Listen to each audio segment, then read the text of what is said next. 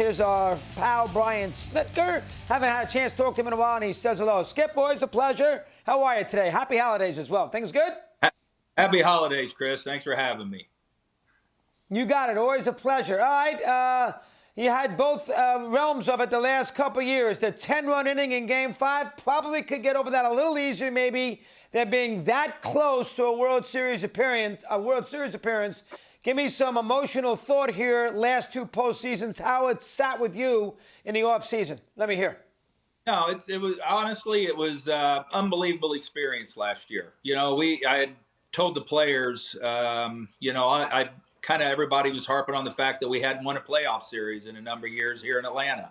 And we went out and won a couple of them this year. So I think we took a huge step forward. I mean, we were a game away from the World Series. That was tough. It's hard to win a baseball game in the major leagues, and the Dodgers are a great club, but we loved our showing. A lot of our young guys got some great experience. It's things like that you can't replicate that. So I loved where we were as a team. We thought we had a club that could go all the way, and just doesn't work out that way sometimes. Oh. Almost did. And I'll tell you one thing I think you would learn with a young team, when you have a team by its throat, 3-1, push them and finish them off in that fifth game. You give those teams, good teams like that, a little life in a fifth game. It comes back to bite you sometimes, Skip. I think you probably learned about, you knew that anyway. Maybe your ball club learned a little about that here as far as the killer instinct is concerned. How about that? Yeah. Absolutely. I mean, we learned a lot. We learned a lot about our club. We learned a lot about ourselves.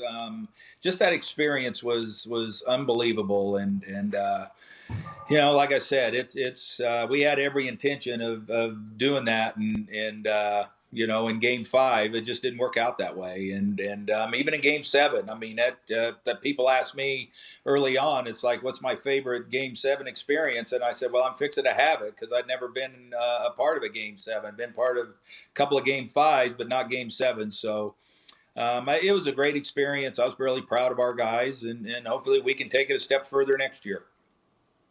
Why not? I would expect, and obviously 2 good moves by your GM who knows what he's doing, because Morton's good and Smiley's worth a run at, and obviously you headed some help with that rotation. Soroka, you got to figure, is in pretty good shape off the Achilles. That's a good way to start, right, Brian? Is the fact you got good starting pitching as far as 2021 is concerned. Absolutely, and we know, the value of starting pitching, and it's huge. And Alex has done a great job so far. I mean, he went out and acted early, and got 2 really quality guys. I mean, we're excited about getting Charlie back here, where he started his big league career. I've talked to Drew. Don't know him very well yet, but we're excited about both of those guys and what they bring, and the instant credibility that both of these guys have that will add to our the rest of our young starters.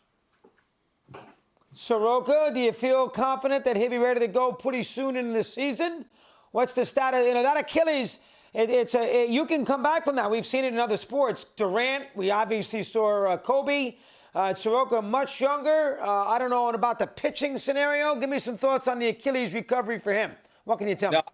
Real good. I've seen him in a number of times. He's at the ballpark every day. We're doing his rehab, and he's throwing. And I think the only thing probably to date he hasn't done a lot of is run. But I think he has youth on his side, and he's going to heal. And the first time I saw him is when we got off the bus or the airplane from the playoffs, and I was surprised at how well he was doing then. So. When he gets back started, who knows? But, we have every confidence that he's going to come back healthy and strong as ever. All right, you've done this in the past. You got to do it again. Noah Zuna, he was a big factor, a lot of personality, not afraid of the big moment. You know that as an opponent. You knew him last year on your team. Got to replace him. Give me some rundown there. What can you tell me? Yeah, well, I know Alex is working hard. I mean, he's doing what he does. I said the only thing you can ever fault Alex about is he's all he does is try and make this club better, and he does a great job at it. And we got a long way to go in the off season. I'm confident that his work is not even close to being done. And Marcel was a great addition here. Like you said, he brought enthusiasm. He's been a legit hitter from the first time I saw him with the Marlins as a young player. That's a guy that's always hit the good pitching. And, I wish him well. Hopefully, we know who knows what the future will hold. But he was a great addition for us, and was a big reason why we were where we were last year. You and I have discussed this before. Let's do a couple quickies now. The universal DH, if they implement it for 2021, do you like it? And number two, I know you did like it at the end of the year. How about the 10-inning rule with the man on second base? Two things that could happen next year. What can you tell me about both?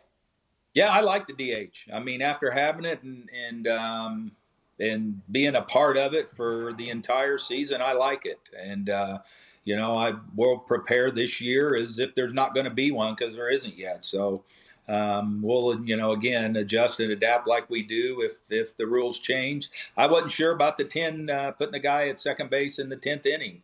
The only thing I knew about is what I asked some of our minor league managers. After experiencing that, I loved it.